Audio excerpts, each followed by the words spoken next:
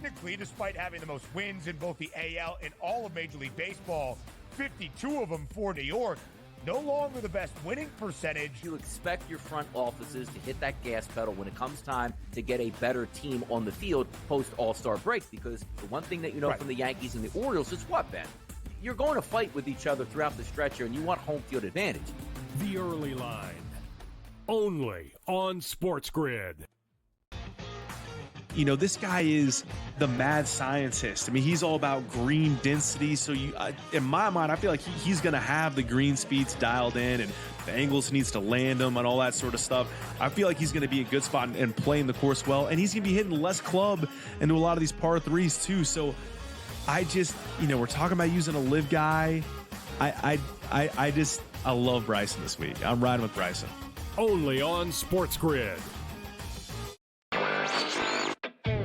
This new sports integrity partnership, Genius Sports, is involved in this. More protection. They said that's going to allow them to beef up their protection and add more integrity monitoring tools to essentially catch bad behavior before it happens. This comes, obviously, after a just ton of scandals we've had across sports betting lately, whether it's the MLB umpire, Pat Hoberg. Newswire, only on SportsGrid. Despite me being a Yankee fan, I think Joe would deserve the label as Aaron Judge's biggest fan, not through any bias, but just through the amount of money that he's made anybody who's been betting on him. I just had him for that home run, and I'm going to go back to it today. That home run coming in at plus 230. Max Fried here, while he has been strong, this is Aaron Judge. GameTime Decisions, only on SportsGrid.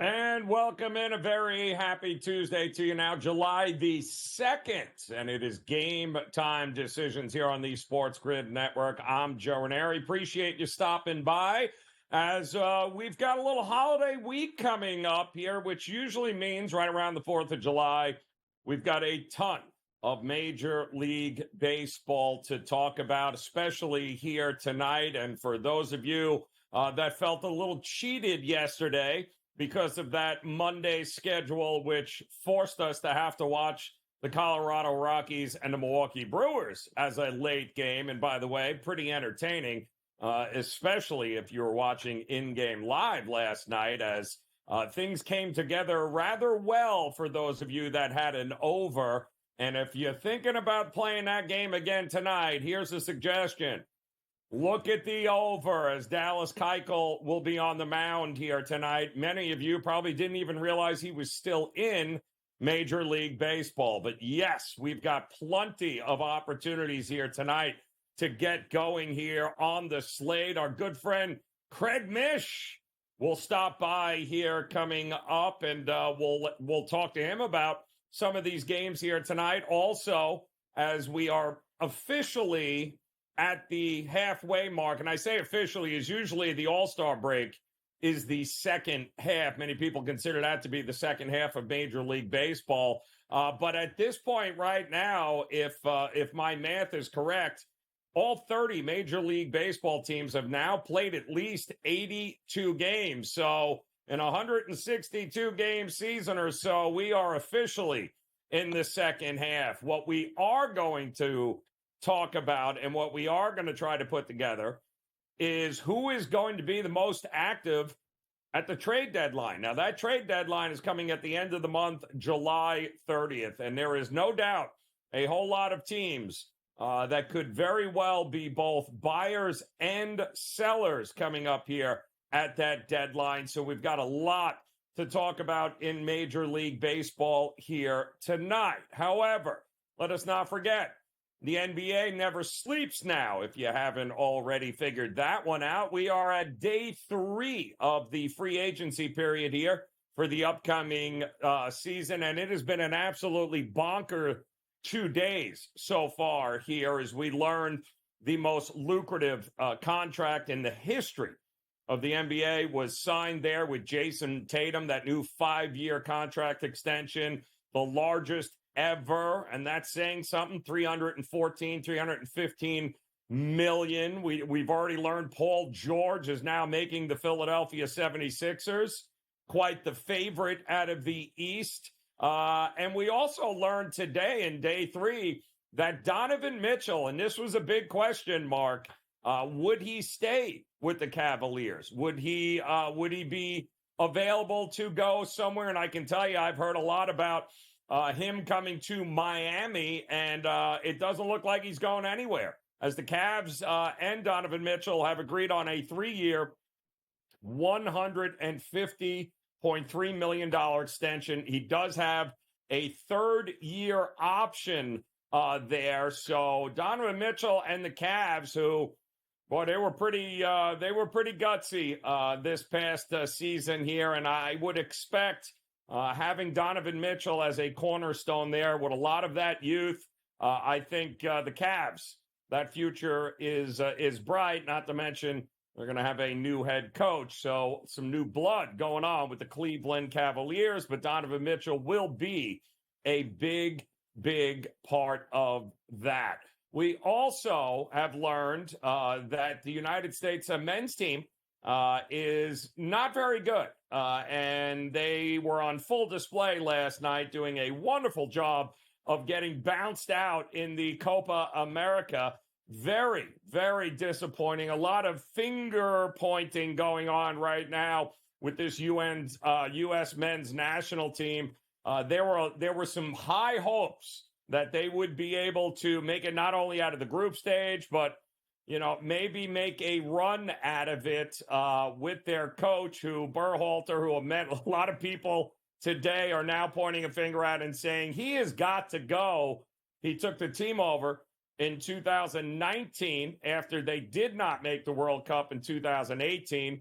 They were actually really, really good in the 2022 World Cup, but we are just a couple of years away from the 2026 World Cup, and there's been a lot of talk about this being the team, that he was on the right track and that this team would absolutely make noise, not just this year in the Copa America, but in the next couple of years, that there would be a lot of people talking about United States soccer around the world. But like we just saw, especially last night, this team is not getting any better. In fact, the argument can be made that they were a little bit worse than they were in the 2022 World Cup. And that all begins and ends, of course, with the head coach. So stay tuned on that front. There's going to be an awful lot of conversations about the direction of this team.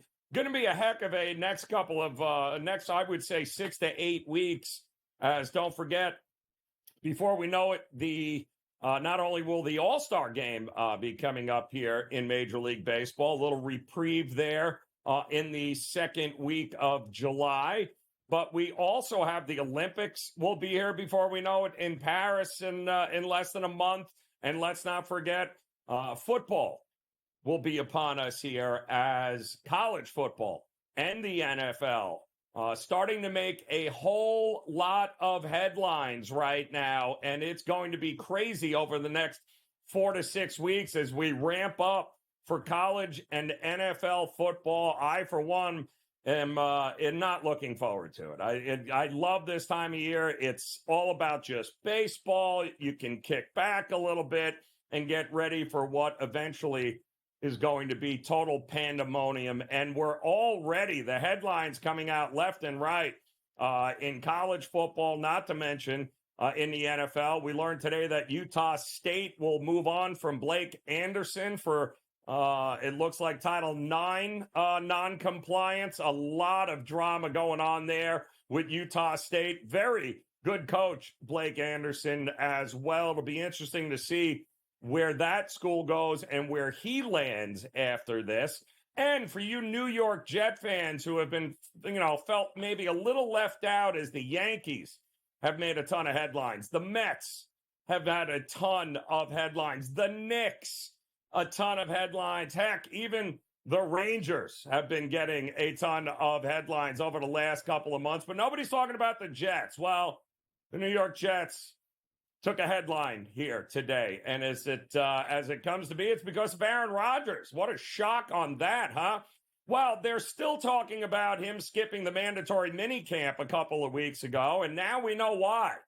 Apparently, he had a pre-planned trip to Egypt, and that is what made headlines here today. We now know the travel plans of Aaron Rodgers here in the first week of July. I don't know if that makes Jet fans feel better.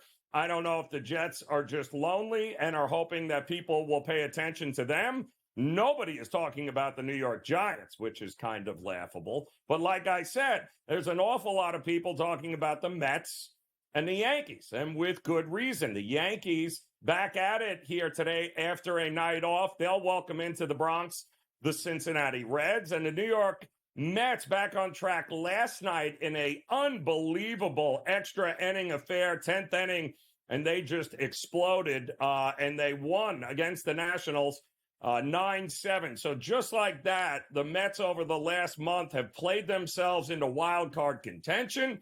The Yankees are trying to hold on to that top spot in the American League East. And can they, before the All-Star break, regain that number one spot? Well, our good friend Keg Mish, he's going to stop by. We'll get his thoughts on what's happening here as Game Time Decisions continues.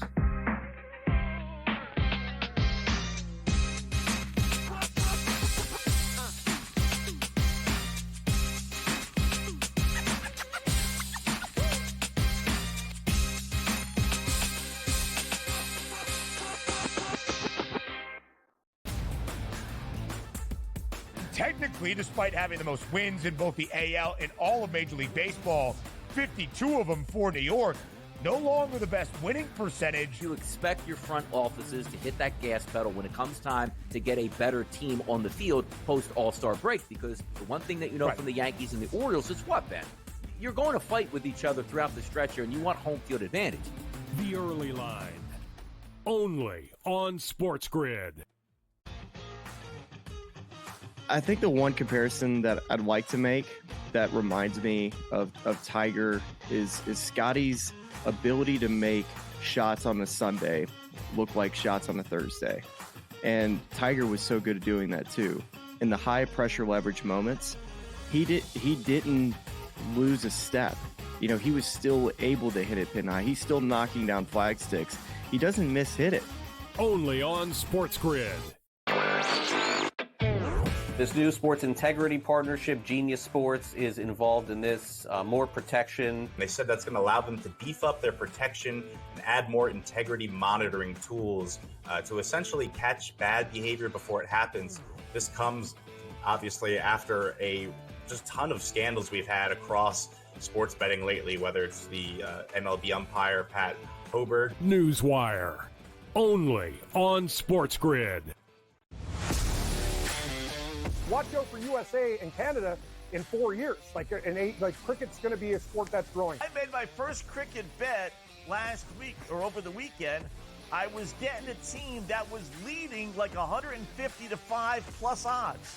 I'm like, I'm up 150 points and I'm getting plus odds. Where do I sign? I love this cricket stuff. What are you kidding me? In-game live, prime time, only on SportsGrid.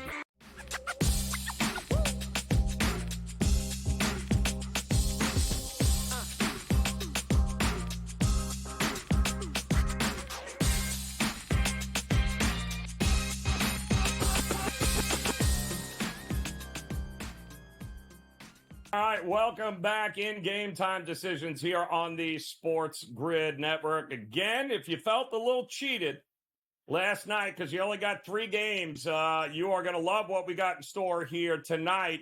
A full 15 games on the slate here as we get ready for the 4th of July weekend games here. There's a ton of baseball before the All-Star break.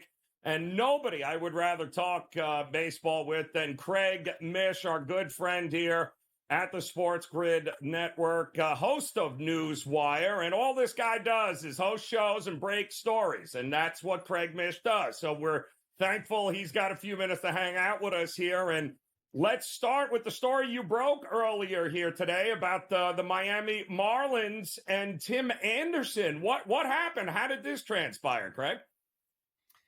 Well, Joe, I think it kind of goes back to last year where, Tim Anderson had this pretty steep decline in 2023. And remember, I mean, this was a player that won the American League batting title, a very popular player in baseball, good defender.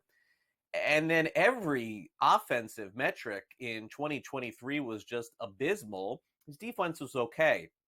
So, basically what happened was some team, Joe, was going to take a shot that he could return to the form of years past prior to 2023 on a one-year deal. And then if he's playing with a contender, he sticks. If he's playing with a team that's out of it, he gets traded and the team cashes in. So, Miami took that shot. They, certainly are out of the playoff race. But Anderson has done nothing. Offensively, he's been a negative WAR player, a significantly low negative WAR player. I think the lowest WAR in all of baseball. And the other day, Joe, with his offense doing, absolutely nothing, unfortunately for him, great career, but doing nothing. The Marlins, I don't know if you saw this on Sunday, but they were playing against the Phillies and they had a pretty big lead, a 4-run lead and then 3. And then there was a tailor-made double play right to Anderson. I mean, this was at least 1 out. I mean, getting 2, by the way, was like a 90 percentile double play. And he completely botched the play. Phillies come back and they win the game. Anderson goes 0 for 5 at the plate. He's walked 1 time in almost 2 months. And, sometimes, Joe, you've watched the game a long time. So have I. So has Sam, although he still thinks, or, our producer thinks everybody on Washington can come back. But needless to say, it's very obvious at this point that Tim Anderson, I think that his major league career has come to a close here. I don't think that he can have sustained success at the big league level. I'm not rooting for that. It's just from the at-bats that I have seen offensively. And Joe, if you can't play, just like make the average plays on defense, that's pretty much the end. So unfortunately, I think it could be the end for him. And it's not like we haven't seen that before, Craig. Usually when that cliff starts to, fall, when they start to fall off, it happens rather quickly and right before our eyes, and sometimes it's hard to believe. Unless your name is Dallas Keuchel, Craig, because apparently then it doesn't matter. Apparently you can still pitch in major leagues. We got Corbin and Keuchel in rotations here. That is just, I don't know what does that say about the state of pitching in Major League Baseball, do you think? Yeah, I mean, maybe Raleigh Fingers will come back and pitch for the Brewers again, like he did, Joe, in 1982. Yeah, I mean, that's an old reference. Sam definitely not born before that, 1982. So, so the Brewers, Joe, it's not so much Keuchel, I don't think. I think that the Brewers feel like they are a pitching factory. And you watch the games like I do, and you look at the lines like I do. Brewers are playing good baseball. They're in first place. The offense is okay. But if you lose Corbin Burns and you lose Brandon Woodruff, you're not supposed to be where the Brewers are right now. And look where they are. And the reason why is because they've just been able to manufacture this incredible pitching. It just doesn't seem to matter who they start. This kid Gasser they called up, he was great. He got hurt. He's out for the year. Okay, no problem. We'll start this guy Myers. He's been very good too. Now, look, I understand what you're saying about Keuchel, okay? I mean, this is really pushing it here, and he ain't throwing 90 miles an hour. But whatever they're doing in Milwaukee, the secret sauce they have, pitching lab, whatever they're doing, it's working. They have been able to maintain this lead in the NL Central. I don't know that Keuchel is the answer right now. I would expect Milwaukee to probably make a move or two at the deadline to fortify the rotation. I'm glad you brought that up, Greg. Big picture here. We'll talk about some of these games coming up tonight, but I want to get your thoughts because we got a July 30th deadline for trades, and we always hear this time of year, a lot of teams, oh boy, they're going to be all in. They're pushing all in, and it never quite lives up to the hype, mostly because there just aren't enough players that are going to move the needle this time of year. But there is a lot of people like the Yankees in Baltimore, and you can go down the list. There's a lot of teams in contention right now that need to make a move if possible. Who are some of the teams you think are certainly going to be players come this deadline. I think the teams that you mentioned are definitely in the conversation. The Yankees, without a doubt. The Orioles are going to need another starting pitcher, also without a doubt. But, Joe, the one team that does come to mind for me, just because of the way, as we would say, the cliche, the chips have fallen, which is in the American League West, you knew who Oakland was. Trout's missed the entire year. The Angels are not going anywhere. Texas has been one of the biggest disappointments. And even though Houston has played okay and they've got themselves back into contention, Joe, is there another team and a fan base like Seattle that can just sit back right now and say, we'll just see what happens? The Mariners have to put their foot on the pedal here. I mean, they got to reward these fans for showing up game after game with just so little postseason appearances to show for it. They've got 3, 4, 5 starters they can roll out at any given time. Their offense is not good enough to go deep into the postseason. It just isn't. So I would look for Jerry Dipoto and the Seattle Mariners to make a big splash or two. This is a position they just simply haven't been in my opinion, which is to potentially make a nice run in the American League. I think they have got to try something. Well, it's funny, Greg, because we've heard Baltimore and Seattle over the last couple of years, and fan bases have been screaming, let's make a run for it. And yet they were all like, no, one more year. We're going to let it play out, see where it goes. And, well, I think they've run out of excuses here. Now is the time to make those moves. We'll get your thoughts on some of these games tonight when we get back here. Game Time Decisions on the Grid.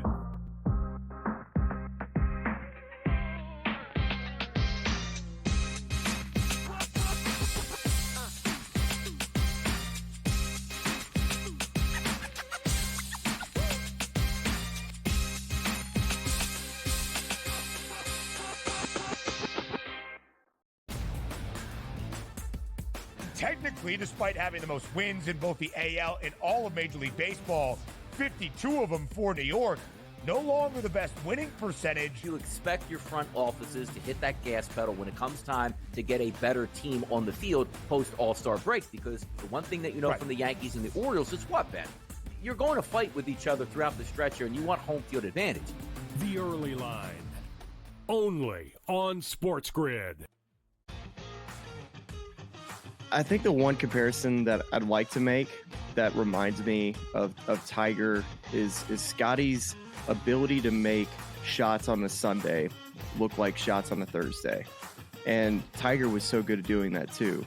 In the high pressure leverage moments, he didn't lose a step. He was still able to hit it pin high. He's still knocking down flag sticks. He doesn't miss-hit it. Only on SportsGrid. This new sports integrity partnership, Genius Sports, is involved in this. More protection. They said that's going to allow them to beef up their protection and add more integrity monitoring tools to essentially catch bad behavior before it happens. This comes, obviously, after a just ton of scandals we've had across sports betting lately, whether it's the MLB umpire, Pat Hoberg. Newswire, only on SportsGrid. Watch out for USA and Canada in 4 years. Cricket's going to be a sport that's growing. I made my first cricket bet last week or over the weekend. I was getting a team that was leading like 150 to 5 plus odds.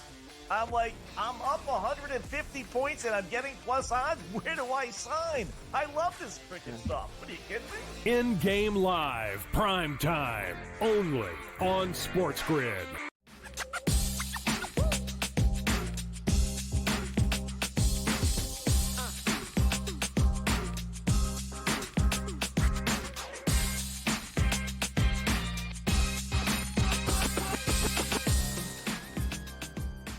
All right, welcome back in Game Time Decisions here on the Sports Grid Network. I'm Joe Raineri, joined again by Craig Mish here, thanking him once again for taking the time to hang with us here, talking some Major League Baseball. 15 games on the slate here tonight, and two teams I wanted to talk to you about, especially with their games here tonight. What a month of June for the New York Mets. Unbelievable, but there is still a ton of lingering questions as far as what they're going to do at the deadline. Has June saved their season in your mind here? And do you like them to once again handle the Nats here tonight? Yeah, well, I mean, we'll start with what June did, Joe. What June did is keep them in the race. I personally don't think that their June is going to be their July or their August or September. I think you probably saw their best month of the season. But that being said, it doesn't matter. Every team in the NL is within a game or two of 500. That means you're in a game or two of making the postseason. You are right. I think it'll be an interesting deadline for the Mets. Again, now they have the Brewers president, David Stearns, running things. Not somebody that pushes all the chips in generally. So maybe the Mets just kind of stand pat. Maybe they add a little bit. I'm not completely sure which way that they will go, but my estimation is they will be at least somewhat of an adder at the deadline, but I don't see like some mega pitcher coming over. As far as, their game tonight against Washington, still remains to be seen for me. This, impact that last night that James Wood had coming up and getting a hit in his first at bat. But the one thing that you look at with a game like this, and sort of the way that I analyze these things, is you look at the amount of pitchers that these teams used after 5 innings, and man, they ran through it last night, both the Mets and the Washington Nationals. I believe they scored 10 runs or something like that in the 10th inning, like an insane amount of runs yesterday. So, this is kind of like a live game for me. I want to see how things play out early, and then, I'll make my call. And I'm with you too, because and they had run the bullpen over the weekend against Houston, the Mets too. So I was shocked they had anybody left to be able to throw out there last night. But that series continues tonight coming up. And another team that's an enigma for me here, Craig, I don't know what to make of them, is the Padres. They got Cease on the mound here tonight going up against, and you said it, one of the most underperforming teams, the champs. Texas here. So you got Evaldi, you got Cease, you got a total of about 7.5. Are you buying San Diego here? Is this a team? Obviously, they're not going to catch the Dodgers, but is this a serious wild card contender? Yeah, for me, Joe, and, I look at a game like tonight, and, anytime I look at a line of minus 110, 115, I mean, for me to tell you, I can guess who's going to win a game like that, but it's like, pick 'em sort of game. I can give you a general synopsis of what I think. I think the Rangers will be better in the second half of the season. I mean, it is hard to be worse. They've had a pretty massive fall off on offense. I know Seager has had his issues staying healthy. He's been in and out of the lineup. Adolis Garcia, Simeon, they still have the pieces to get it done. So I do think that Texas will probably sniff around 500 unless they decide to punt at some point. As you said, Joe, with the Padres, this is a really tough team to figure out, on a year-to-year basis, a game to get, like, what are they doing? We're getting Juan Soto. No, we're not. We're getting all these players. No, we're not. Oh, we don't have Soto. Let's get Cease. Strange team, man, the way that they run things. So no disrespect to them, but I personally think that the president, the general manager of the Padres, A.J. Preller, I think there's some pressure there to win. I think the Padres have to make the postseason. Now, the question will become, will the ownership group in San Diego, will they allow to push themselves all the way in? Because they've done this a few times before. It's only worked that one time they got to the World Series. So no opinion really on the game tonight. San Diego's a very perplexing team, the way they do things. I sometimes just don't get it. I one time I think they're great. The next time I'm like, oh, this team is awful. I can't believe it. We got double-digit wins blowing out Chicago Cubs and Philadelphia 9.5, and I just don't trust either of these lineups as currently constructed. Craig, would it only be over for you tonight? Probably so. I mean, as you said, without JT Realmuto and Bryce Harper and Kyle Schwarber, it is tough to back the Phillies. They did not play well against Miami over the weekend. They ran through their pitching staff. Their bullpen came back to earth a little bit. I may take a shot on the Cubs tonight. I know the Cubs are not playing great baseball, but with what's going on with Philadelphia, it does feel like they need the All-Star break more than any team in baseball. Yeah, no, Wisnowski and Mercado going at it tonight. Got to love that double-digit win blowing dead out at Wrigley here tonight. Craig Mish, always a pleasure, man. We thank you for the time. You guys can catch him weekdays here on Newswire on the SportsGrid Network. We'll be back with more Game Time Decisions after this.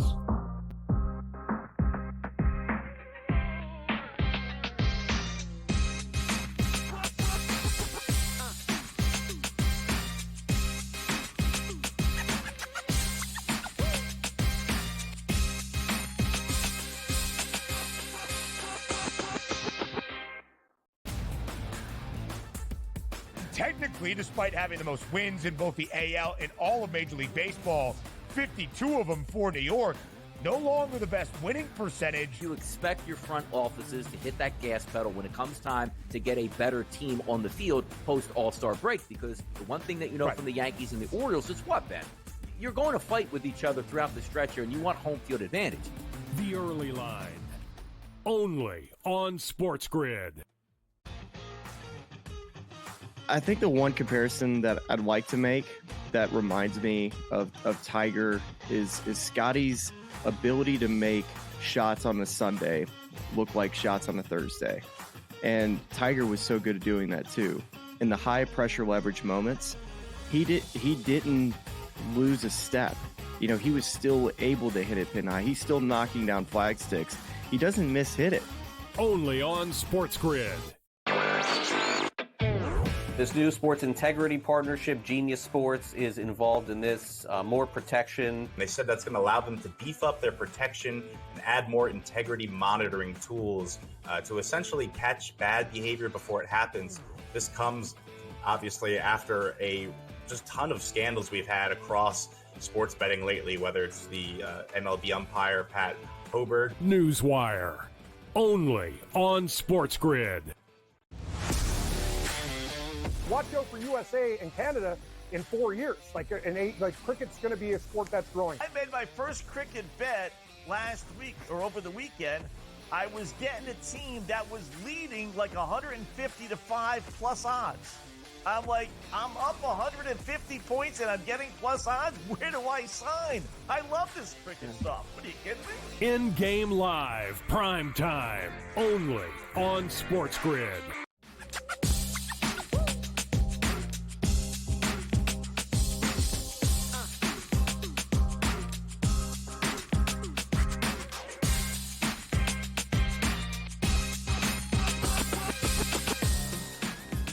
All right, welcome back in. It is Game Time Decisions, and we've got a few of those to make here tonight. 15 games on the slate in Major League Baseball, coming off a slow night because the All-Star, or because July 4th lands on a Thursday this week.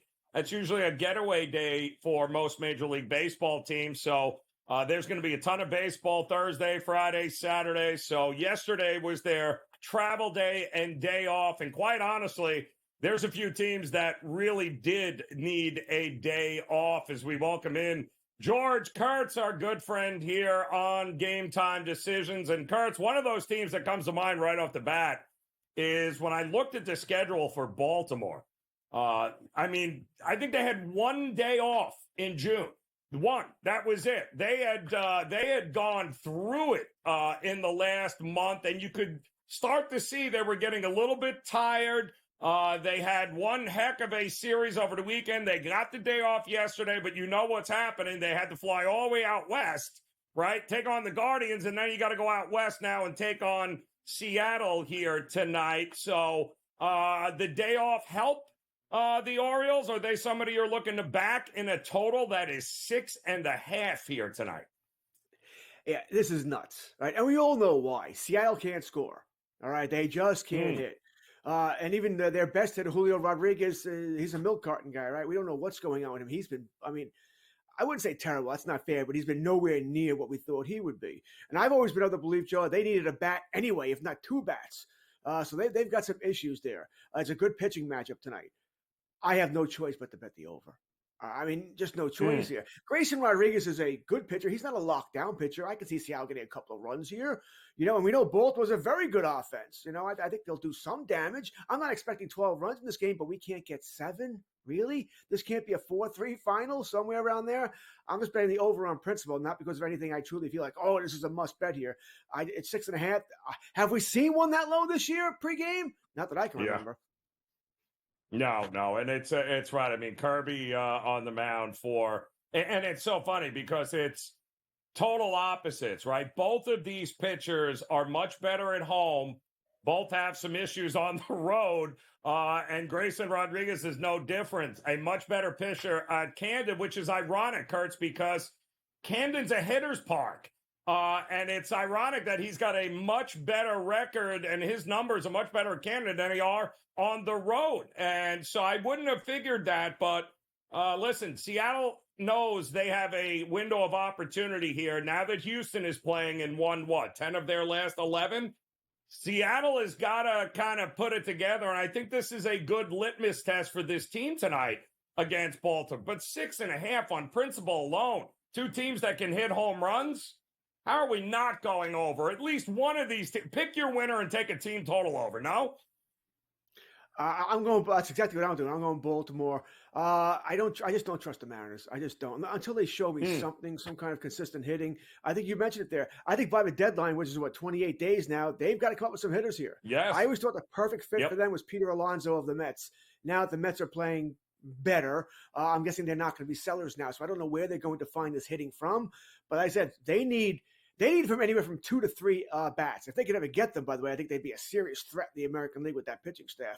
But they can't hit. Oh, yes. Yeah. No, it's home run or not for them is what they've become. And that's not a great ballpark to have that kind of offense for sure here tonight. What about Yankee Stadium tonight? Should be buzzing as they've licked their wounds here a little bit, hoping to start July off on the right foot. Ashcroft going heel for the Yankees. 8.5. Boy, that seems like a light number here tonight with these two guys. Heel's been going through it the last couple of starts here. What are you thinking? Yeah, I think that number is sort of reflective of Heel coming back and being a good pitcher tonight. I don't know about that. Maybe he will. Maybe he won't. We don't know here. So I'm going to go the over on this one as well for a couple of reasons. One, I just don't know what Heel's going to be. It seemed to me, Joe, in that start against the Mets last week that he was just not loose. You know what I mean? Where he wasn't letting it go. Like he was trying to, whatever the Yankees are trying to teach him, he was trying to sort of do it while pitching rather than just being free and clear here because he was very, very stiff. Not hurt stiff, just like he was trying to learn too much, trying to think too much out on the mound here. So I think you will know right away in the first inning. If he looks loose and free, we should be good tonight as far as the Yankees are concerned. If not, he's going to get hit again. That ball's going to flatten out. The Reds will hit him. Also, you want to talk about a recipe for disaster for the Yankees. Yeah, Reds, lead the majors in stolen bases. Trevino couldn't throw out my mother trying to steal second base.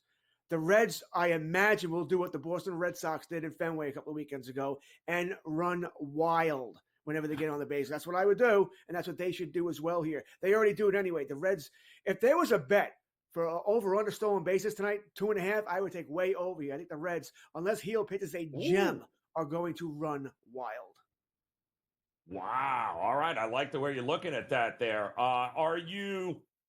I just talked to Craig Mish about this game. I've got 10, 11 mile an hour winds straight out at Wrigley Field. It's 9.5, and I don't trust either of these two lineups to be able to get enough runs to go over. And we're not like we got the best matchup pitching wise here, but my goodness, no Harper, no Schwarber, no Remuto, no Philly overs for me here. What about you? Listen. You had me at 10, 11 mile per hour winds. I'm going over. All right. I said this last night. I don't know if I said it with you or Gabe, but I said last night with those two pitches, if the wind's blowing out, I'm taking the over. I don't care who's in the lineup. All right. They can go get Greg Luzinski and dig him up somewhere and throw him out there. I'm going the over here in this game. 10, 11 miles an hour. Just get that ball in the air and it's going to go. We have lousy. Was it Mercado versus this? Oh, come on, man. Over. Way over. What is it with you guys? I got Craig Mish dropping Raleigh fingers. You're dropping Greg Luzinski. And now I got to change my depends. Ridiculous, Kurtz. Let's talk Pittsburgh here tonight, going up against the Cardinals. This is also two teams that, this is a winnable division still for the Pirates, for the Cardinals, for Milwaukee. Anything is possible here. So these two teams really need to kick it into gear here after this All-Star break. How are you leaning tonight? I think it's going to be a good pitching matchup tonight. This is one of the few games where I kind of like the under. I don't think many runs are going to be scored in Seattle either, but I'm going to bet the under in this game. I didn't bet the under in Seattle. I think it's going to be more of a low-scoring game. No Jack Clark in the lineup for the St. Louis Cardinals or Willie Stargell or Dave Parker. So give me the under here tonight. I don't think many runs are going to be scored. All right. So the Mets Listen, they started off July on the right foot last night with an extra inning win. The bats continued to roll. So what happens in game 2 here tonight? Are we still back in the Mets?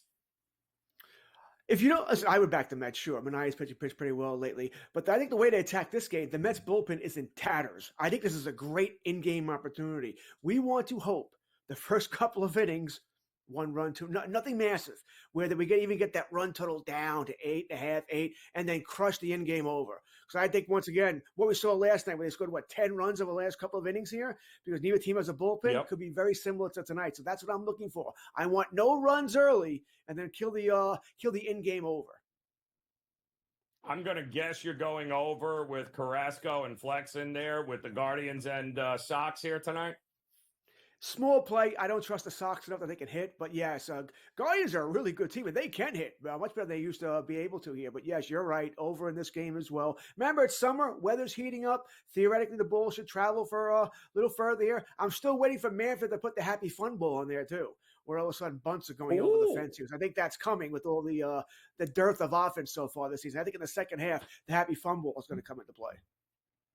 Oh, I like that. We're starting to, we're getting a shipment in from Costa Rica at the Rawlings plant. All right, Kurtz, I love that. All right, we got many more games we got to get to here tonight on the card. The fun has just begun. So make sure you come back and join us here. Game Time Decisions on the SportsGrid Network. A couple of interesting late night games as well we'll break down for you. We'll do that next.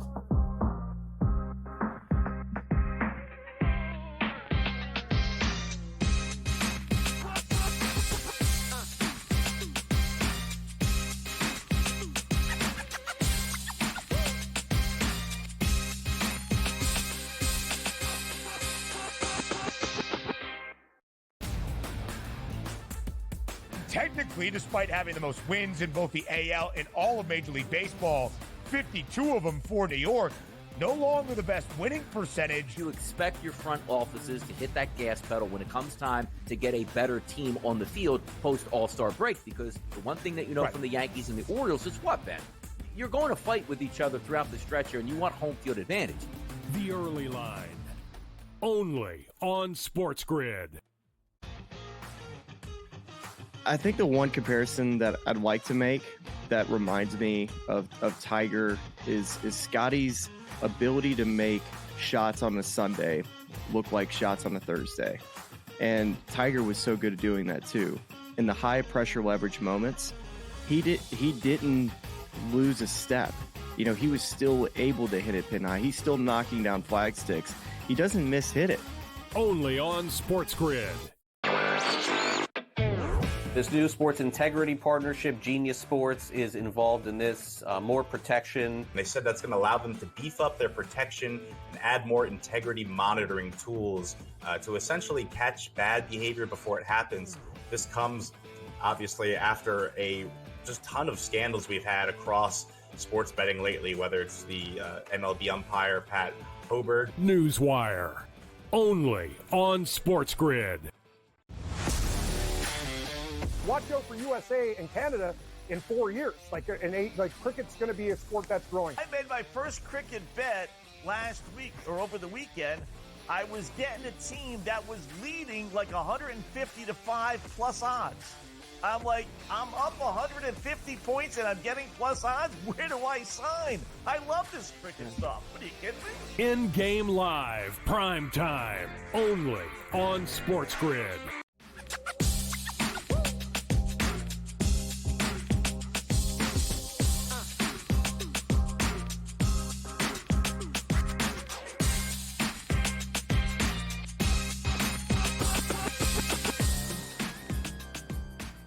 Well, we are on our way to that over at Progressive there as the Guardians and the White Sox are underway. And I believe Carrasco just threw a batting practice pitch that is now over the left center field wall. So we've got a 1-0 White Sox lead here. That just started. Red Sox, Marlins, 0-0. We've got the Cardinals and Pirates also underway. 0-0 there in Pittsburgh.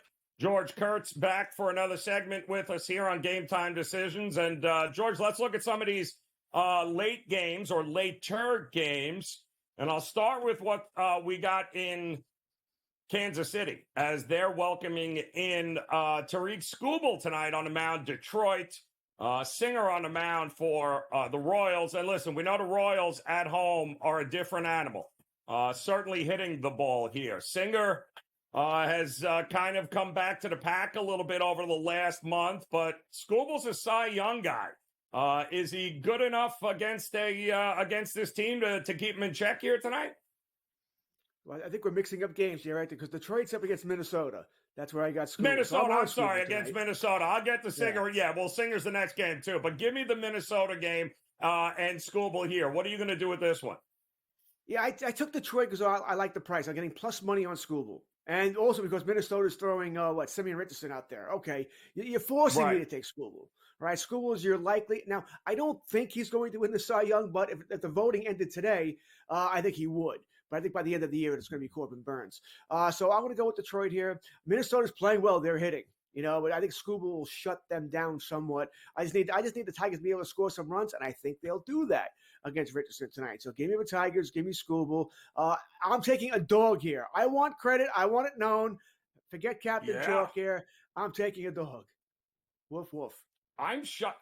And this kind of flipped earlier today because it opened up with Skubal as the actual favorite, and now it's flipped. So if you waited, now you got him at plus money like you did, Kurtz, which is a pretty good situation if you're asking me. All right, so talk to me about some of these late games that we also have going on here. Arizona at the Dodgers.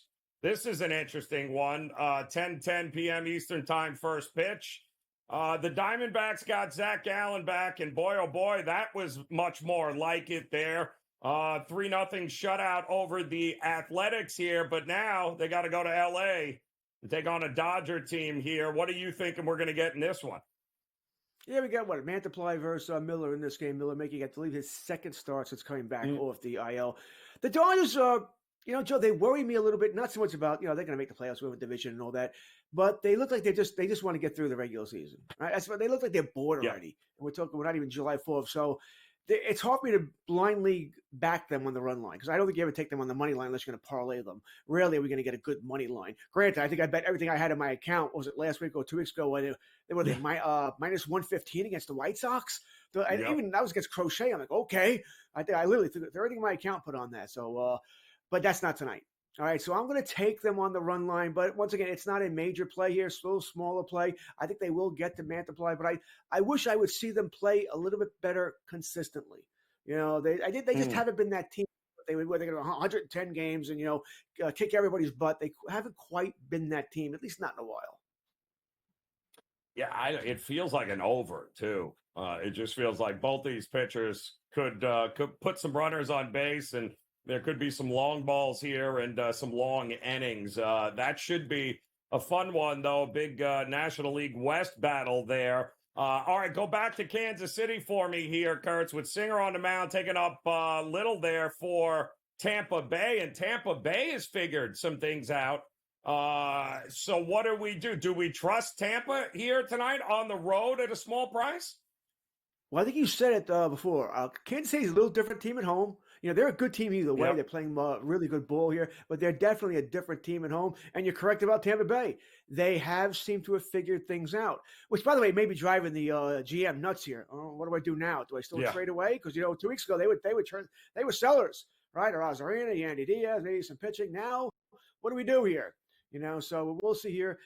I lean towards Kansas City. It's pretty, it's minus 116, so it's no big deal either way here. I lean towards Kansas City at home. I do wonder if the 9.5 is a little high. This seems like an under to me as well. So I haven't played that yet. I have played Kansas City, sprinkle on Kansas City. I'm likely to sprinkle on the under as well. Yeah, Zach Light has been awful on the road too. My goodness, Kurtz. It's one thing getting Tampa at home. Totally different thing, expecting him to go to a hitter's ballpark and be able to shut down one of the better hitting teams at home here. What about, speaking of runs and better hitting teams, Oh, my goodness. The Brewers again taking on the Rockies. It was an easy over last night, Kurtz. Is it an easy over here tonight? Dallas Keuchel is pitching tonight. As soon as I started warming the arm up, I'm like, oh, you know what? Maybe I can get back into Major League Baseball. Yeah, I can throw a couple of pitches. Dallas Keuchel, are you kidding me? And they didn't really jump the over. It was 11.5 before last night's game. It's 11.5 again tonight. Over.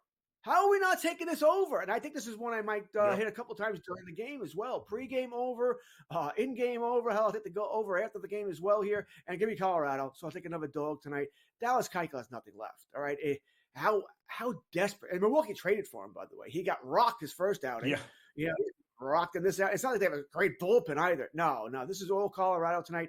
I want to take a home run prop guy, too. I just can't find anybody on Colorado. Do I take a Ryan McMahon home run prop? Doyle hit 2 last night. Is he going to hit another one tonight? Nolan Jones? I'll have a couple home run props, too. I think a lot of runs are coming in this game, really on both sides.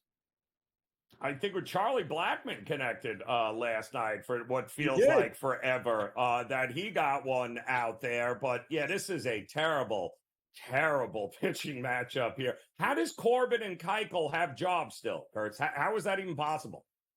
I don't get it. Corbin's got the big contract, so I know why he has a job. I have no idea how Keuchel does. What? He's a former Cy Young guy, but he lost it. The arm troubles, he just lost it. He's not that guy anymore. Shocked that's the best they could do in Milwaukee. Throws 89 miles an hour. I'm fairly certain you could hit that, Kurtz. Unbelievable. George, we appreciate it as always, my man. Good luck with all the chalk tonight as usual. Game Time Decisions. We'll be back after this here on the Grid.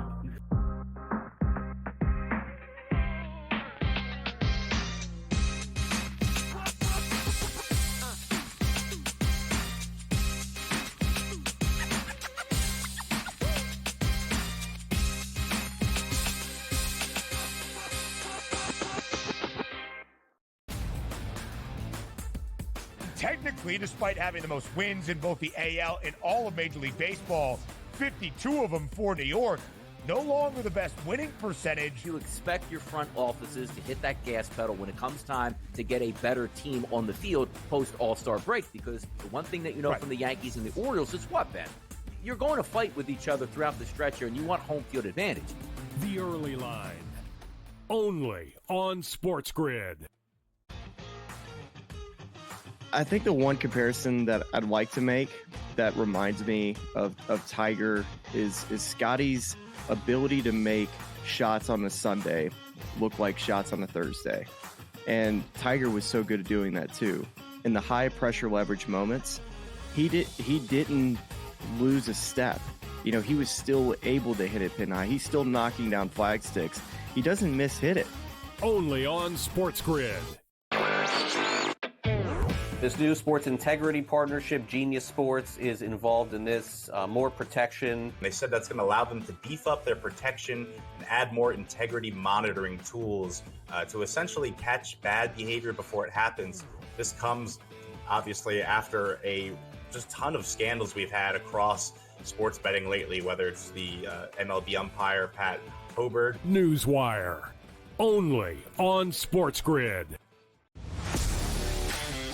Watch out for USA and Canada in 4 years. Cricket's going to be a sport that's growing. I made my first cricket bet last week or over the weekend. I was getting a team that was leading like 150 to 5 plus odds.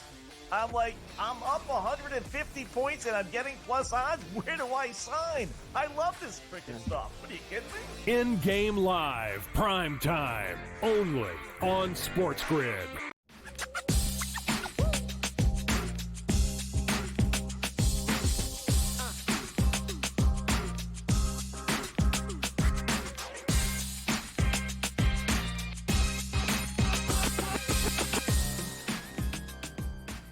All right, welcome back in Game Time Decisions here on the SportsGrid Network as we look to wrap up this first hour with you. Plenty underway now in Major League Baseball as a nice 15-game slate is off and running, and we are watching the Red Sox jump out quickly against the Miami Marlins right now, 2-0. in the bottom of the first here. Now, Miami is finally up at the plate. 4 hits, 2 runs for Boston in the top of the first inning as the Marlins, desperate for pitching. I'm shocked they didn't sign Dallas Keuchel, but they are certainly behind the 8 ball already here with Boston jumping out 2-0. The White Sox, we told you, couple of pitches into the game, we had a monster home run by the White Sox off of Carrasco. It is now 1-0 White Sox in that one. The Cards and the Pirates, we've got no score right now, also in the bottom of the first. And the Mets taking on the Nats, game 2 of their set. Both teams have had a couple of runners on. Manea on the mound for the Mets, and he has been way better than anybody expected him to be here this year, but no score in that one. And now coming up, of course, this hour, we're probably about 10 minutes away from the opening pitch with the Yankees taking on the Reds here. And the Reds, they've been going through it. No way around it. Just inconsistent, if you ask me. And that's the problem with the Reds. We thought they would be much better than what the record says they are, because when this team puts it all together, they are phenomenal. The bullpen had carried them early on in the season, which isn't saying much. The bats have just let them down across the board in that lineup. That lineup is way better than their record indicates, along with their run differential. So they're going to have a friendly opportunity here today to be able to maybe put some runs on the board, as Luis Gil has not been great over the last couple of outings. He's kind of gone through it a little bit. Can they put the bat on the ball? 8.5 is that total, and it kind of feels like that might be just a big ask to get under that one here. It does feel, especially with the Yankees being as big a favorite as they are, that maybe they can get to Ashcroft before the Reds can get to Heel. So I do like the Yankees laying a half a run in the first 5 in this one coming up. And then you've got Astros taking on the Blue Jays. Here's another interesting one. Houston has now won 10 of their last 11 games. And more importantly, they have dominated the Toronto Blue Jays here. And I mean dominated. Barrios is on the mound tonight for Toronto at home, trying to salvage and get a win here.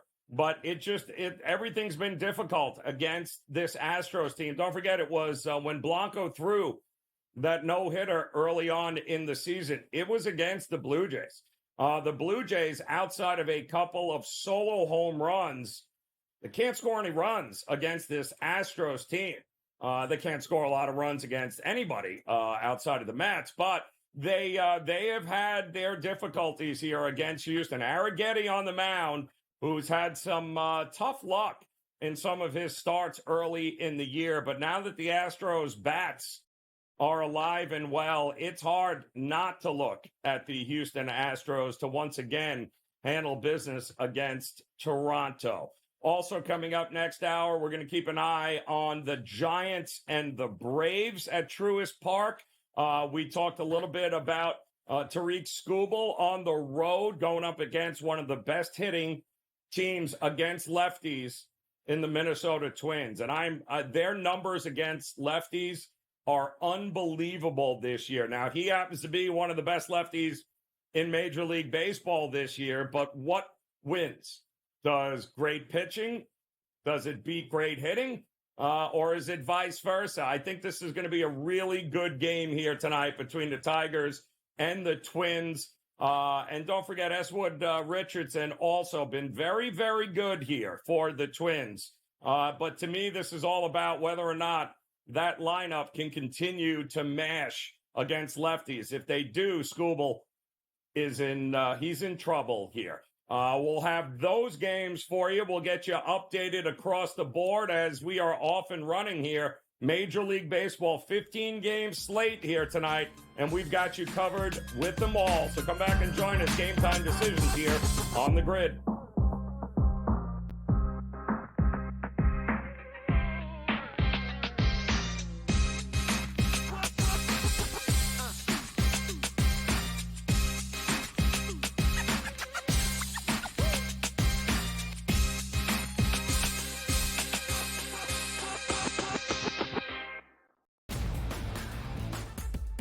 Technically, despite having the most wins in both the AL and all of Major League Baseball, 52 of them for New York, no longer the best winning percentage. You expect your front offices to hit that gas pedal when it comes time to get a better team on the field post All-Star break, because the one thing that you know from the Yankees and the Orioles is what, Ben? You're going to fight with each other throughout the stretch here, and you want home field advantage. The Early Line, only on SportsGrid. I think the one comparison that I'd like to make that reminds me of Tiger is Scotty's ability to make shots on a Sunday look like shots on a Thursday. And Tiger was so good at doing that too. In the high pressure leverage moments, he didn't lose a step. You know, he was still able to hit it pin high. He's still knocking down flag sticks. He doesn't hit it. Only on SportsGrid. This new sports integrity partnership, Genius Sports, is involved in this. More protection. They said that's going to allow them to beef up their protection and add more integrity monitoring tools to essentially catch bad behavior before it happens. This comes obviously after a just ton of scandals we've had across sports betting lately, whether it's the MLB umpire Pat Hoberg. Newswire, only on SportsGrid. Watch out for USA and Canada in 4 years. Cricket's going to be a sport that's growing. I made my first cricket bet last week or over the weekend. I was getting a team that was leading like 150 to 5 plus odds. I'm like, I'm up 150 points and I'm getting plus odds. Where do I sign? I love this cricket stuff. What are you kidding me? In-game live, prime time, only on SportsGrid.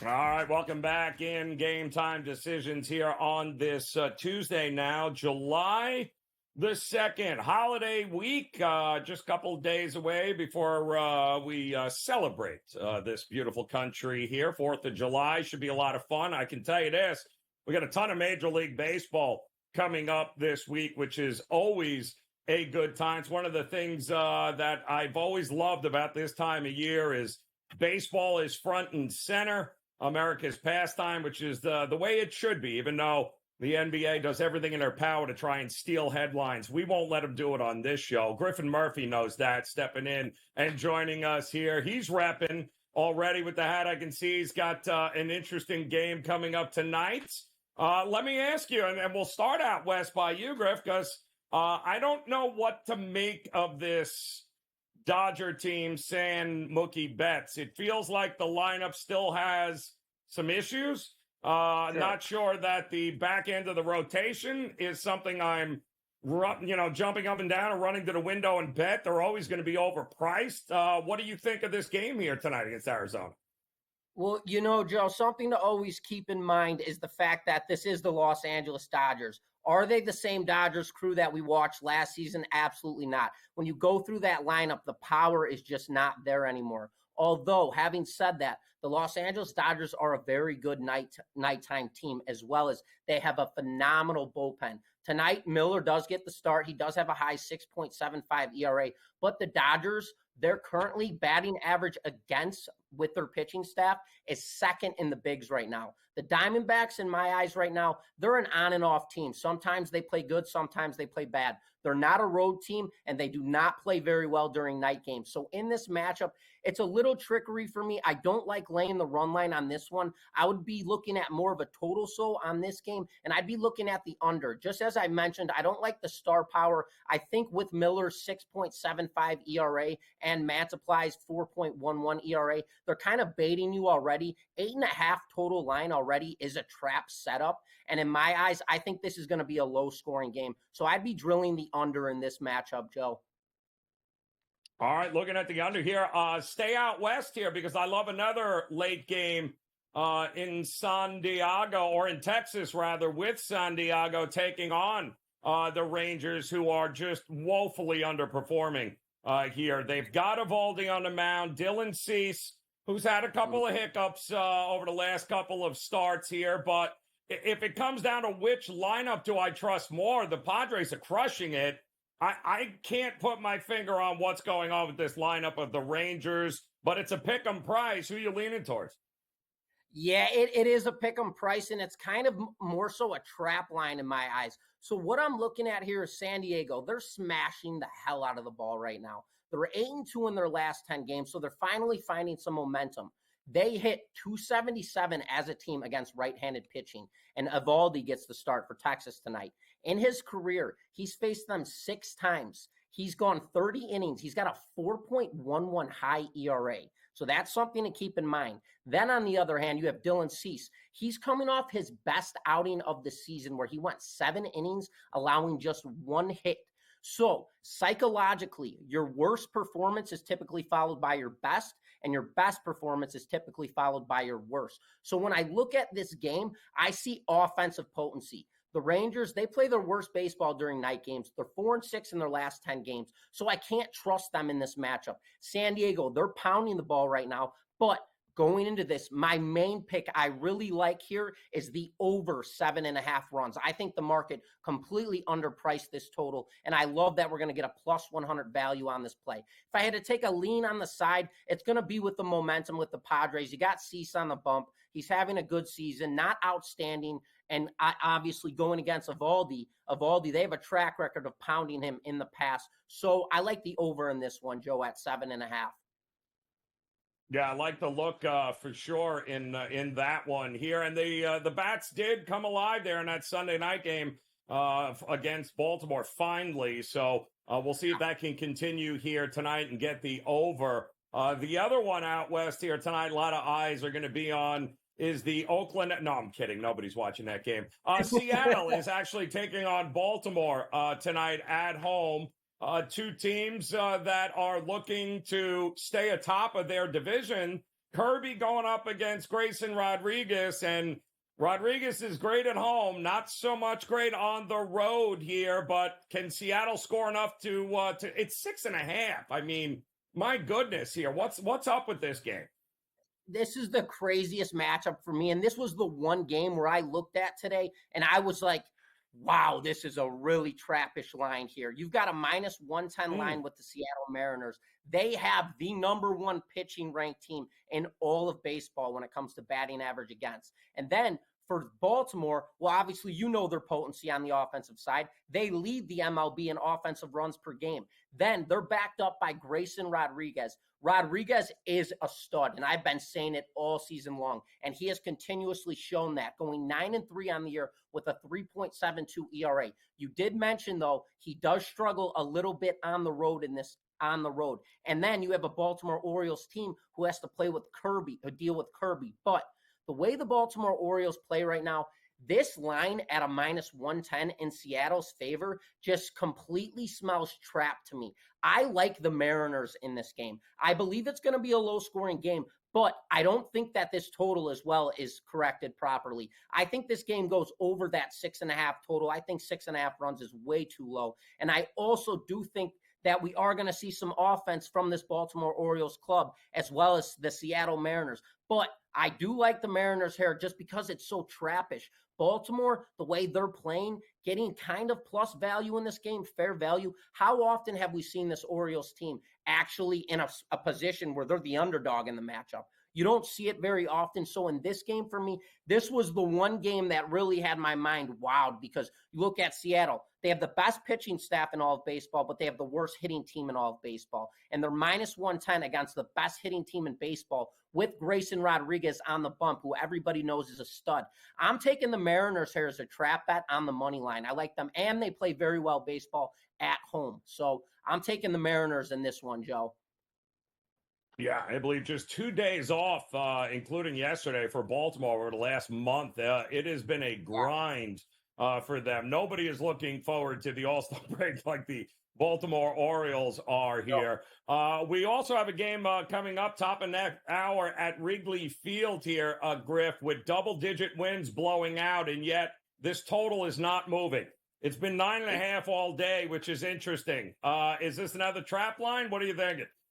Exactly. That's exactly what this is. This is all psychology. When you are breaking down baseball games, you want to look at analytics, psychology, momentum, and obviously your intuition. You have to follow the way that these games are played.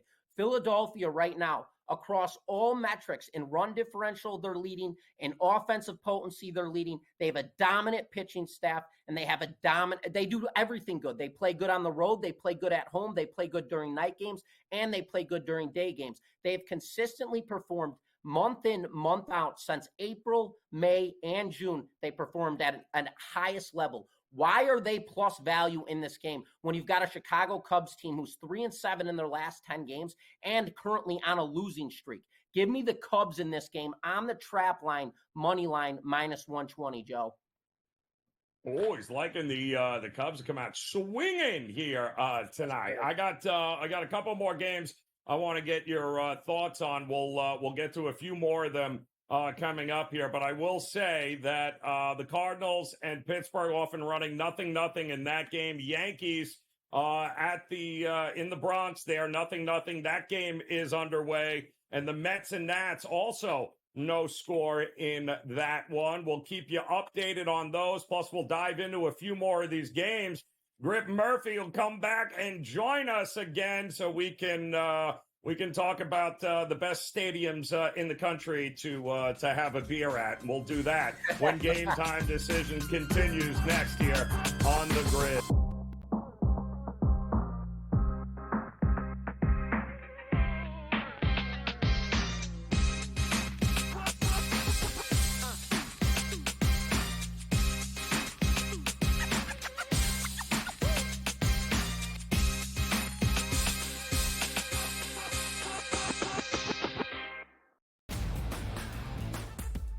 Technically, despite having the most wins in both the AL and all of Major League Baseball, 52 of them for New York, no longer the best winning percentage. You expect your front offices to hit that gas pedal when it comes time to get a better team on the field post All-Star break, because the one thing that you know from the Yankees and the Orioles is what, Ben? You're going to fight with each other throughout the stretch here, and you want home field advantage. The Early Line, only on SportsGrid. I think the one comparison that I'd like to make that reminds me of Tiger is Scotty's ability to make shots on a Sunday look like shots on a Thursday. And Tiger was so good at doing that too. In the high pressure leverage moments, he didn't lose a step. You know, he was still able to hit it pin high. He's still knocking down flag sticks. He doesn't miss hit it. Only on SportsGrid. This new sports integrity partnership, Genius Sports, is involved in this. More protection. They said that's going to allow them to beef up their protection and add more integrity monitoring tools to essentially catch bad behavior before it happens. This comes obviously after a just ton of scandals we've had across sports betting lately, whether it's the MLB umpire Pat Hoberg. Newswire, only on SportsGrid. Watch out for USA and Canada in 4 years. Cricket's going to be a sport that's growing. I made my first cricket bet last week or over the weekend. I was getting a team that was leading like 150 to 5 plus odds. I'm like, I'm up 150 points and I'm getting plus odds. Where do I sign? I love this cricket stuff. What are you kidding me? In-game live, prime time, only on SportsGrid.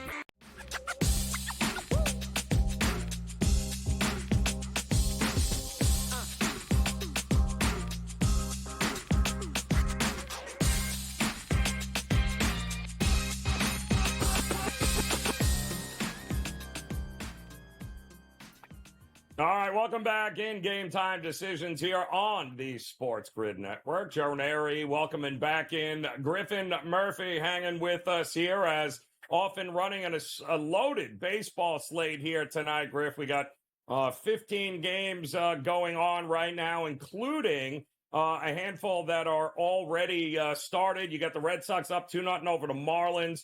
And the White Sox Guardians. This was an interesting one with Carrasco on the mound taking on Flexen.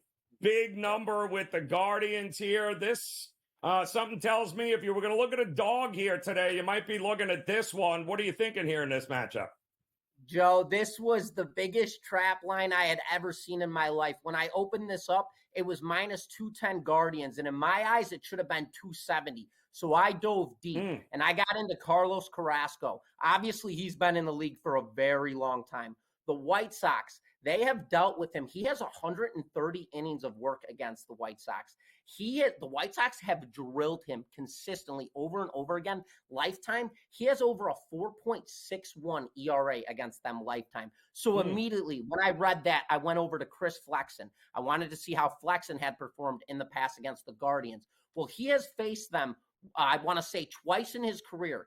10 innings pitched, he's got a 1.56 ERA against them. The Guardians, they hit their worst baseball against right-handed pitching. So if there was going to be one game that was going to be a trap bet on this slate that we could flip for a massive risk to reward, this is the game, and is exactly what I did.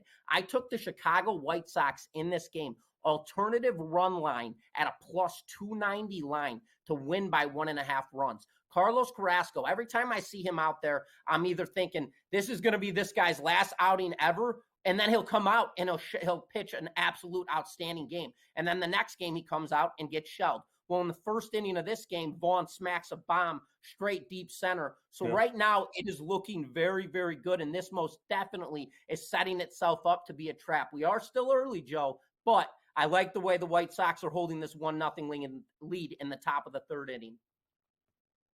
Yeah, so far so good there. I love the alt line there in that matchup here, and why not? Those kinds of prices, anything is possible here. It is Major League Baseball after all. It is a grind, and I would imagine there's another game on the card here tonight where you might be looking for some runs, and that's out in Colorado as the Rockies. And what a slow pitch softball game last night was. It was a lot of fun. Balls flying out all over the place. With Dallas Keuchel going up against Feltner, I would imagine we're going to get a few more runs in this one here tonight. Absolutely, Joe. I mean, the game's already in Denver, so we already know balls should be flying out of the ballpark, and Dallas Keuchel gets the start. I didn't even know this guy was in the league still until his most recent start, which he got pounded in. He's starting for Milwaukee tonight.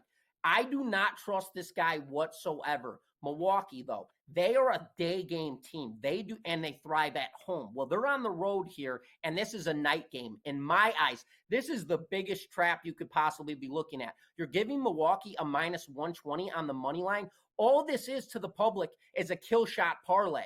This kills every single parlay because everybody in the right mind is going to be taking Milwaukee here on the money line at a minus 120, regardless to who's on the bump, because they do have a solid bullpen to back him up. But I do not see that going that way whatsoever. I am on the Rockies in this game at plus 100. On top of that, Colorado, they're a much better hitting team against left-handed pitching opposed to righties. And obviously, Keuchel does throw from the left side. So I'm on the Rockies tonight, and I also have a nice lean on that over in this one, Joe.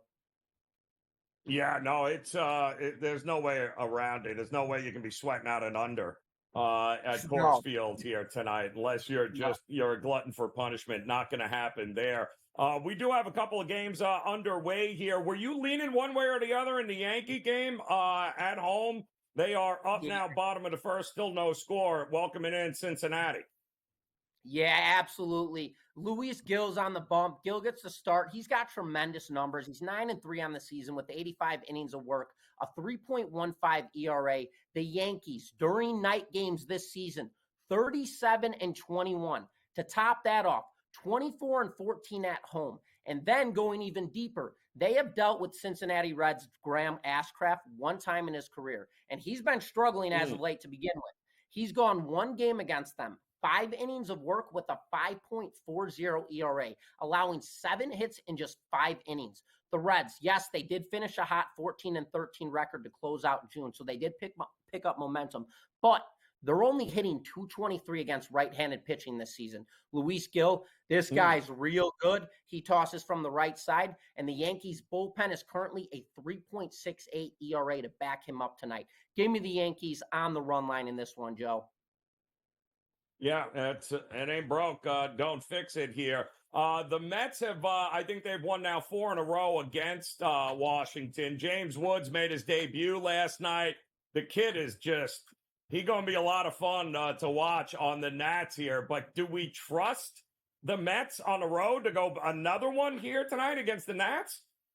We do, because the Mets, they are a nighttime team. This team is 24 and 21 during night games. They hit 275 as a team during night games as well. This team is currently on a little bit of a tear. They've been bouncing back and forth, but they're finally starting to gain momentum. You could see it in Alonso. Even though Lindor dropped that pop-up the other day, we know Lindor and we know his capabilities on the offensive and defensive side. Not an issue whatsoever. This New York Mets team, in my eyes, is finally gaining traction. They started the season off very, very slow, but now they're picking it up. And they are a team that I have been continuously eyeing out for night games. The Nationals, I don't even think they're over 500 at home this season.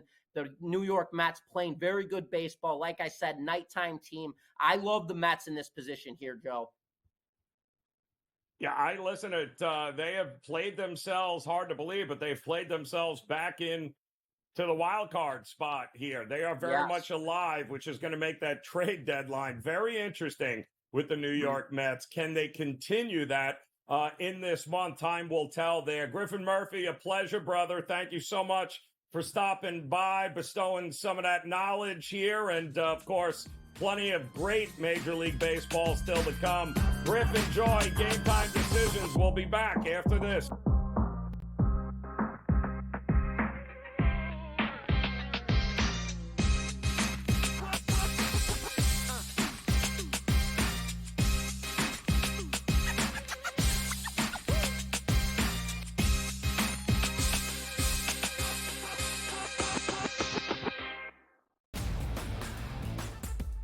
Technically, despite having the most wins in both the AL and all of Major League Baseball, 52 of them for New York, no longer the best winning percentage. You expect your front offices to hit that gas pedal when it comes time to get a better team on the field post All-Star break, because the one thing that you know from the Yankees and the Orioles is what, Ben?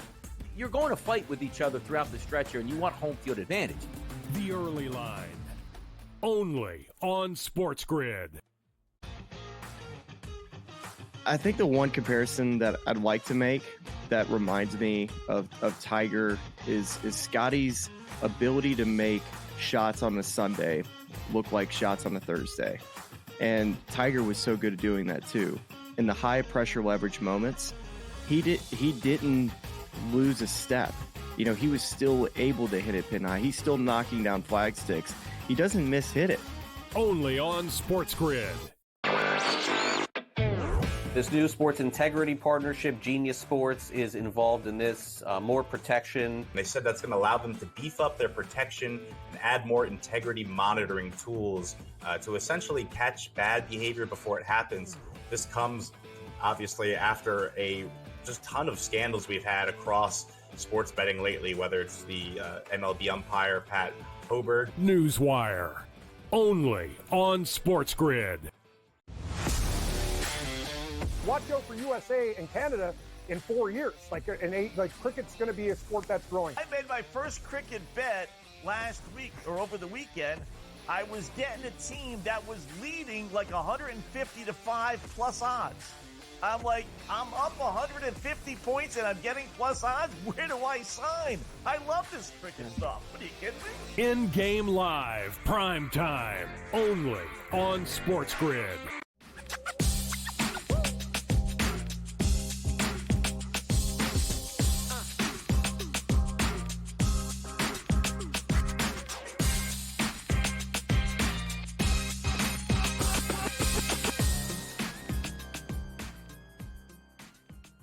All right, welcome back in Game Time Decisions here on the SportsGrid Network. And quick update on the scoreboard right now as the Red Sox got 2 quickly in the top of the first against the Marlins. They are still up 2-0 right now. They're in the bottom of the third. White Sox with a first-inning home run off of Carrasco remain up 1-0 over the Guardians. Chris Flexen handling it so far for the White Sox. There, the Cardinals have just hit a 2-run home run over Mitch Keller. They are on top 2-0 in Pittsburgh. They're bottom of the third.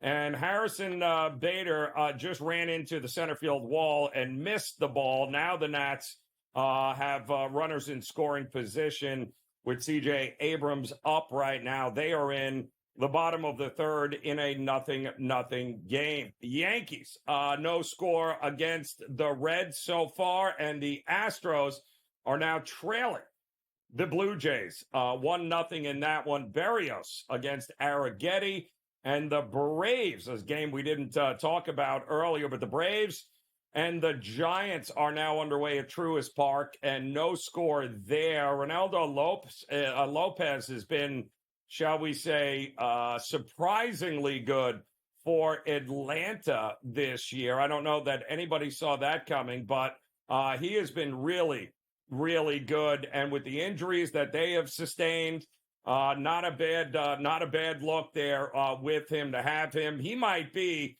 the National League All-Star starter, by the way. I mean, crazy when you think about that. The Braves are 10-4 in his starts, and they have 8 wins when he's on the mound by 2 or more runs. He has one of the most ridiculous ERAs at home. He's got about a 1 ERA at home this year to go along with that 10-4 record. It's kind of, it's just been really, really crazy how good the Braves have been with him on the mound. Some guys just have years like that in which the team gives them run support and they win his games. And the Braves, by the way, have won 8 of their last 10 at home. And it's crazy to say right now, but he should be considered the ace of this staff.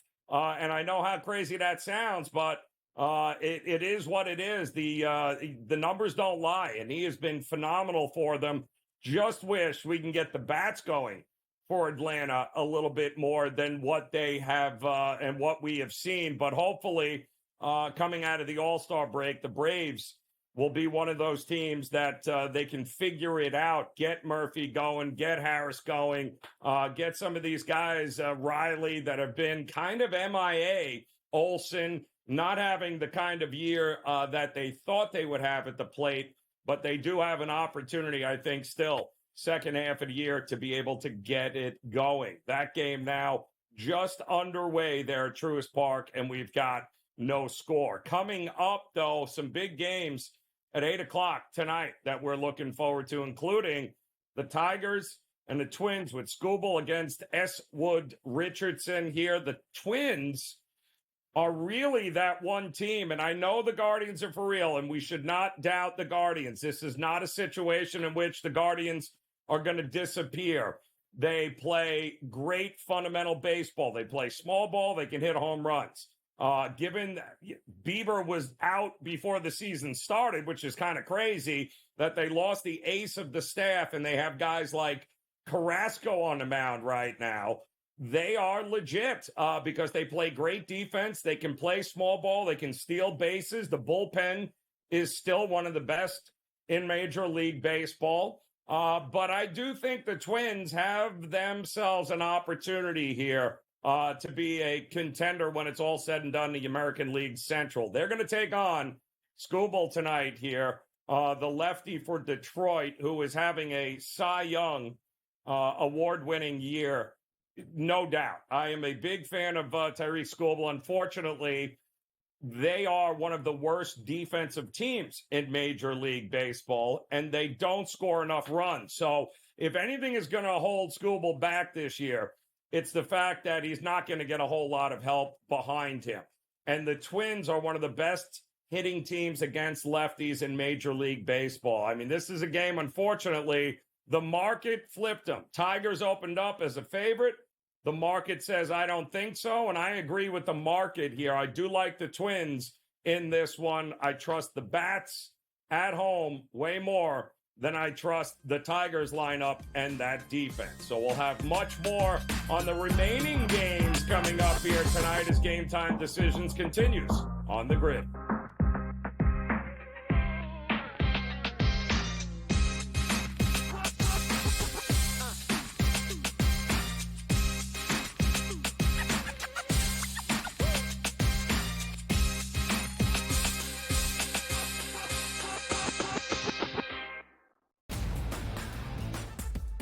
Technically, despite having the most wins in both the AL and all of Major League Baseball, 52 of them for New York, no longer the best winning percentage. You expect your front offices to hit that gas pedal when it comes time to get a better team on the field post All-Star break, because the one thing that you know from the Yankees and the Orioles is what, Ben?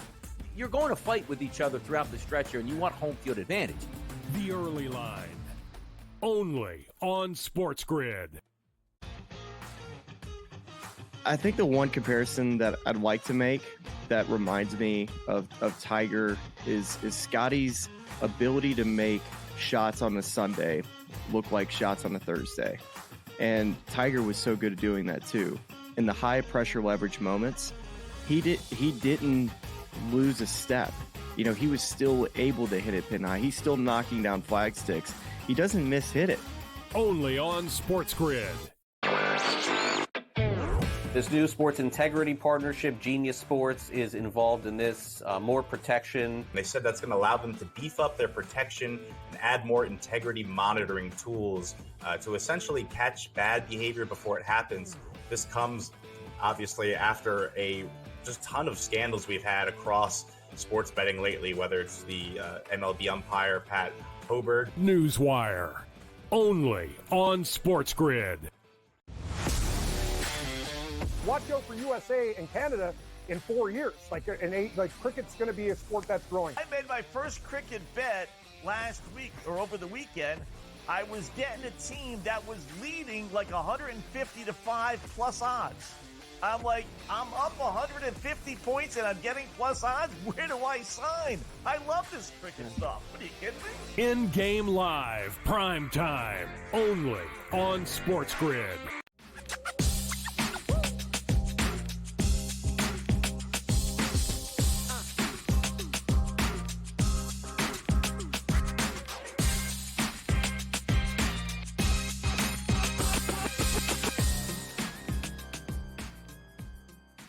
All right, welcome back in Game Time Decisions here on the SportsGrid Network. Thanks for making us a part of your day here as we've got a loaded Major League Baseball slate on this holiday week. We've got about a half a dozen games underway. We'll get you caught up with what's happening in there, but we also have plenty of WNBA action here tonight. A big slate, 4 matchups on the docket, including the Chicago Sky taking on the Atlanta Dream. They're in the second right now, 34-28. The Chicago Sky on top, and Minnesota taking on the New York Liberty, and they're handling their business here in the second quarter, 32-26. The Lynx are on top of the Liberty, and then, of course, all eyes are going to be on the Las Vegas Aces. Why? Because Dave Sharapan is likely to be in the building there tonight, taking on the Indiana Fever. What is going on, Sharapan? When you and I were on In-Game Live last night, we were talking about this game coming up here, and you were kicking the idea around. Yep. Are you thinking about going still? What are you going to do with this game tonight? No, I had one of those crazy days today, and it's 112 out right now. And I said to the kids, do you want to go down to the basketball game? And they were all like, no, I don't want to go anywhere. We're in lazy summer mode right now. So I think you got to lay it with the favorite, at least looking at it right now. I feel like that's the play. They come off a win. The Fever just won their last game, right? And down in Phoenix. Yep. And yeah, this is ones where you just kind of look at, Jesus, is the dog dead? Is the dog toast? I mean, they're obviously not winning the game. Gigantic upset if they win the game. So I think you lay it. That's first thought. We'll talk about that more. Wetzel's got some crazy cockamamie plan system. Something Trend for this system? Something. Yeah. It's coming. We'll have. Yeah. Yeah.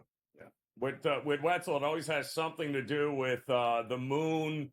And then it's at night after a certain time, and only if there are a certain amount of people in attendance. They're really quality systems, well proven over time here. The thing that I'll say about this game, though, as you scan the board, the total is almost 180.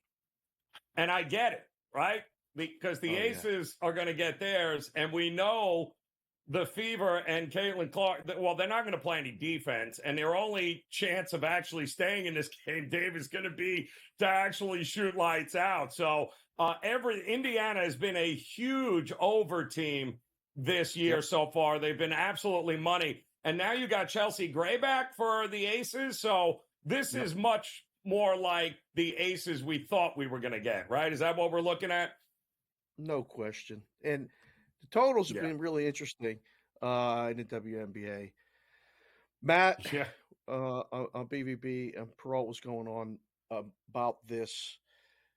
The numbers are wrong. Like the initial numbers are wrong, and the steam's going over. I mean, this total moved in some places from an opener of like 173, 173 and a half. It's 179. It's way off. Like the books desperately need the opposite of the steam move, but the steam's been getting there. So, yes, probably if you're not comfortable relying on Indiana to do what they need to do to make the total go over, you get Aces first half team total over, Aces team total over for game. You can go that route. So it keeps you out of getting involved in the whole game and just going with the handicap of the side that you want for the total on their individual stuff. I really like that. I like that look a lot here. In fact, I also like, I'll tell you here, the Sparks and the Mystics coming up late night, Dave. And if I'm not mistaken, this is the first home game for the Sparks in what feels like an absolute month. The Mystics had 4 straight home games, and now the Sparks, I believe it was 7 or 8 straight road games. So this is their first game actually home in front of their own fans. And the Mystics, correct me if I'm wrong, are beatable. I mean, the Sparks are terrible, don't get it wrong, but this is a winnable game, and it must be nice to finally get home and play in front of some fans that know who you are, even if the only thing people are talking about in L.A. is Bronny getting a guaranteed contract as a 55th pick. I'm just saying, I don't know if you heard that, but that's what they're talking about in L.A. today, Dave. That is probably what everybody's talking about. That and the Dodgers. They're not talking about the Sparks. Let's see, I got it right here. Let me see. Mystics are 1-8 on the road, straight up. The game's 2, 1.5, depending on where you shop right now. Overnights, a couple of places I just looked now, had Mystics favored. So this might be one of those sides that you take the dog. That's the book side. I like that. I don't know. I don't really have a strong opinion about this one. The game of the night, obviously, in the W, excuse me, is the Indiana the Fever dub in Las Vegas. I love it. The dub. Yeah. Did you bet Pittsburgh tonight? I'm curious. Your Pirates are in trouble here at under home against the Cardinals. Yeah, not good. Keller getting hit around pretty good. Not good. So bases juiced, nobody out. What is with Keller? Like it was bad early. Then he had a stretch where it was really, it looked like he finally figured it out, and now he gives up a grand slam, and now it's 6-0 Cardinals. That is not no good. A great situation. No good. They're supposed to win this game and then probably lose tomorrow. This is one of those stretches where I don't know. They just came off the Braves series. They salvaged the series, getting swept Sunday. They win. And then they come home, get an off day, and I thought Keller would pitch well today. I really did. I thought the game under was probably the better, choice. Not so good. Not right now. This is not the way it's supposed to start when giving up a grand slam. 2 runs in a first was a grand slam in the fourth. No good. No good. No, not good here. The Mets are losing 1-0 here early in this one here, Dave. No score, Yankees and Reds. The total at 8.5 was intriguing, and it all depends on whether you think, Luis Gil is he going to go back to what we saw in the beginning of the year? He's had a couple of rough outings. What we going to get enough hits to get this thing over 8.5? What did you think of the Yankees and the Reds here tonight? Reds sidewise plus 1.5 under the total, only because you expect Heal to come back. Ashcroft kept them in games, been okay. So another one where I looked at the board a lot today and went, wow, under. That's probably an under. Maybe that side. Well, there was a lot of unders on the totals today. This was one of them. Nothing strong. Don't feel crazy excited about it, but a lot of times with the interleague, I prefer to play the total rather than the side. So, yes, under. That's it. Sound like a broken record. We have a pretty good opportunity to do exactly what we did last night on In-Game Live Primetime, you and I, with a game coming up in Colorado. And we'll share that strategy once again with folks who might be just joining us, because it was spot on the money last night with the Brewers and the Colorado Rockies. And there's a lot to dissect there with how Dallas Keuchel is collecting a check in Major League Baseball. But that is a whole different conversation today, Joe. there. He's and I see your outfit. And I want to know what you think about that game coming up here, Dave, because I think it's intriguing to say the least. We'll have more when Game Time Decisions continues here on the Grid.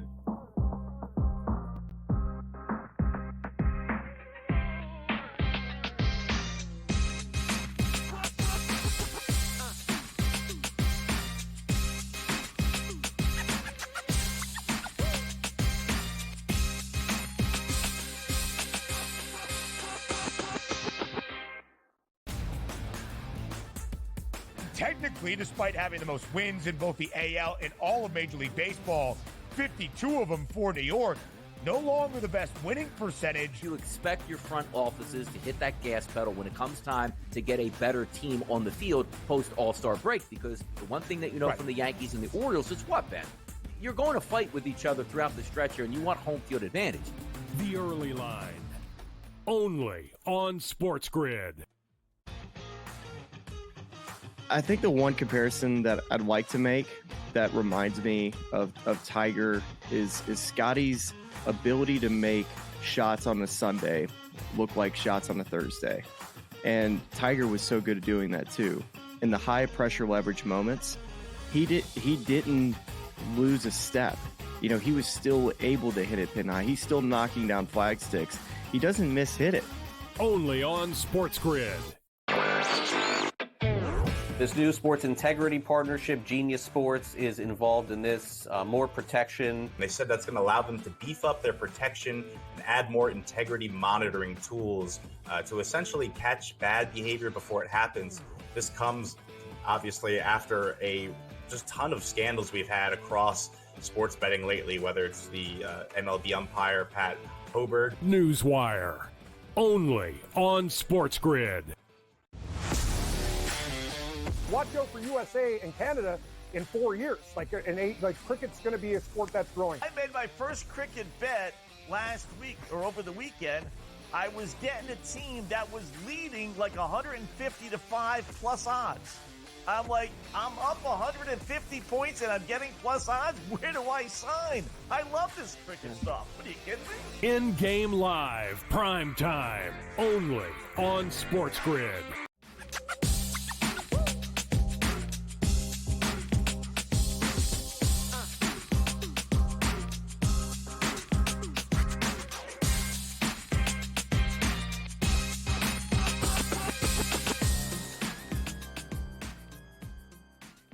All right, welcome back in Game Time Decisions here on the SportsGrid Network. Coming up top of the hour, In-Game Live. They will be prime time. Scotty Wetzel and Dave Sherapan hanging out with you here. And Dave, I got to ask you first and foremost before we dive into the strategy tonight for Colorado and Milwaukee again. It was profitable last night. I think it'll be profitable again tonight. But you're wearing the Twins gear here, and that's the one of the games that flipped from the Open where Detroit and Scooble were a favorite. And now the Twins are the slight favorite. So are you in agreement with the market here that the wrong team opened up as the favorite? Well, we told the people that last night, along with telling them to play that game over, Milwaukee, Colorado, of the 3 games. And we said, who made Detroit favorite on the road? Scooble's been good, all that other stuff, blah, blah, blah, blah, blah, blah, blah. Right. Twins are going to be favored. Twins should be favored. Twins are favored. Now they got a little bit of big steam behind them. That one, I was busy running around. I checked the steam before we started today, and I'm like, hello? This is a bit much. So I think a lot of people were on it. We got a couple guys, right here in our ear saying some crazy stuff. Not AJ. AJ's doing the right thing. Right. He just boosted the Twins. But right before we start, segments and stuff, people asking me if Skeens is getting traded. I mean, that's not even right. You can't ask me that question. No. And then me and you try to talk about the games. I mean, talk about getting a curveball, trying to throw me off right before I'm in the batter's box. I'm like this. You just called time. Skeens is not getting traded. Calm down. Keller's getting crushed. That's okay. Buxton just made a great catch in Minnesota. We're going to be fine with the Twins today. I went old school, I think so. Joe. Twins, old school uniform, this hat. Who do you think? I love it. Who's your twin from back in the day? Kirby Puckett, Gary Gaetti, Roy Smalley. Who is it? Who's your twin? God, they're all terrible. Robin Yount and Paul Molitor. Who else? No, those are the Brewers. I'm kidding. Paul Molitor played with like 9 guys, though. I was more of a Jack Morris fan, to be honest with you, because I thought when he pitched that, he kind of, he had some solid years with Detroit too as well. But I mean, that Minnesota team with him, that guy was all guts, man. If I was building a team today, he would be a guy at all time that would have to be in the rotation for me. I think he was one of the all-time greats, total nails. And both those teams, a lot of those teams back in that day couldn't beat the Yankees over the last couple of decades, but they were pretty good back there with good old Kirby Puckett and company. It's not even fair that you mentioned the Yankees when we're talking about the Twins in their glory years. Because I beat them back then when the Yankees stunk. You know. That was in the 90s. Right. I had to. The early 90s. They haven't beaten them in 20 years. I mean, it feels like it's been 20 years since the Twins have actually beaten the Yankees. But, we got through the first, top of the first, no score. Scooble's coming out the pitch. I'm watching that game.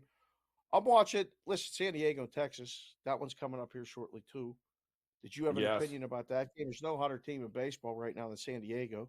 You got Cease on the mound, Pick'em game, and Evaldi pitching for the Texas Rangers, who you should back most times. But do you get in front of the San Diego locomotion? Well, I mean, the Rangers had a pretty good Sunday night game, right? Finally against Baltimore before they had the night off. I mean, it looked like, the first cycle in Sunday night history, I thought that was pretty crazy, too, with the rookie there from the Rangers here. If those bats show up, I don't see how this game stays under. I really don't. I mean, and that's what I'm looking at. Both guys have shown that they are certainly hittable. And if that lineup, they swing the bat the way they did against Baltimore on Sunday night, this thing is getting over 7.5. I don't think we're going to get Cy Young performances from either of these guys in July, where they've already, shown the signs of maybe a little bit of regression starting to come in for both guys here. Yeah. I mean, 7.5 in a hitter's ballpark.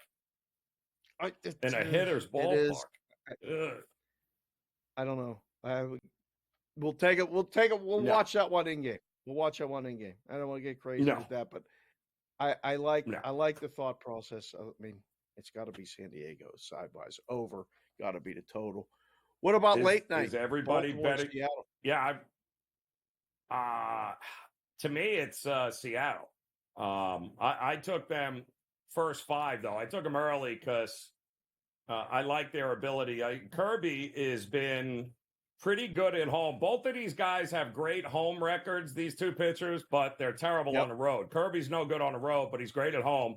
And Grayson Rodriguez, crazy enough, is much better at home, and that's Camden, where it's a hitter's ballpark, and yet his numbers are great at home, not so great on the road.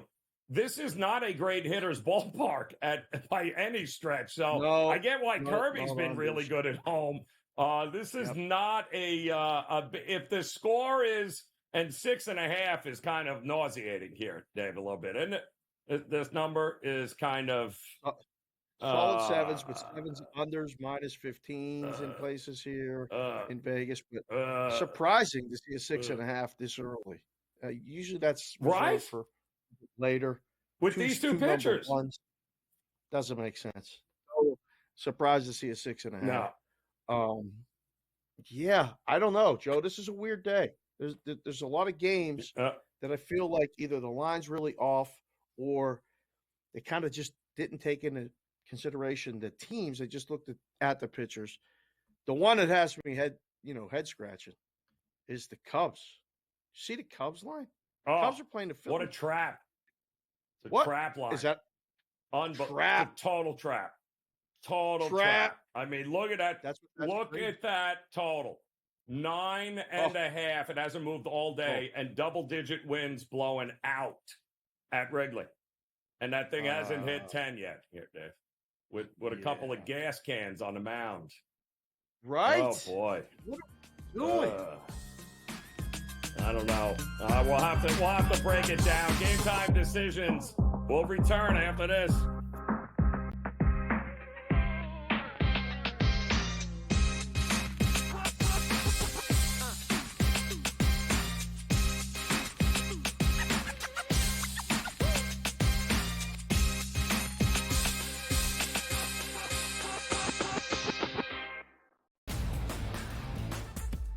Technically, despite having the most wins in both the AL and all of Major League Baseball, 52 of them for New York, no longer the best winning percentage. You expect your front offices to hit that gas pedal when it comes time to get a better team on the field post All-Star break, because the one thing that you know from the Yankees and the Orioles is what, Ben?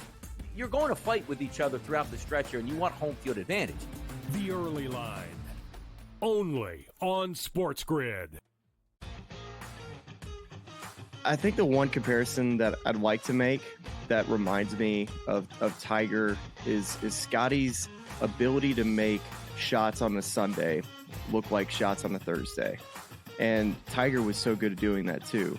In the high pressure leverage moments, he didn't lose a step. You know, he was still able to hit it pin high. He's still knocking down flag sticks. He doesn't miss hit it. Only on SportsGrid. This new sports integrity partnership, Genius Sports, is involved in this. More protection. They said that's going to allow them to beef up their protection and add more integrity monitoring tools to essentially catch bad behavior before it happens. This comes obviously after a just ton of scandals we've had across sports betting lately, whether it's the MLB umpire, Pat Hobert. Newswire, only on SportsGrid. Watch out for USA and Canada in 4 years. Cricket's going to be a sport that's growing. I made my first cricket bet last week or over the weekend. I was getting a team that was leading like 150 to 5 plus odds. I'm like, I'm up 150 points and I'm getting plus odds. Where do I sign? I love this cricket stuff. What are you kidding me? In-game live, prime time, only on SportsGrid.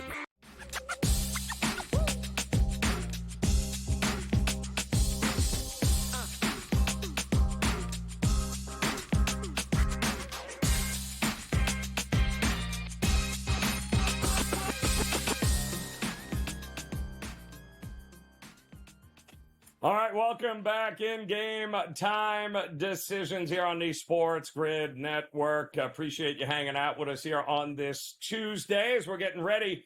Just a couple minutes away, top of the hour, we will have in-game live prime time with Scotty Wetzel and Dave Sharapan.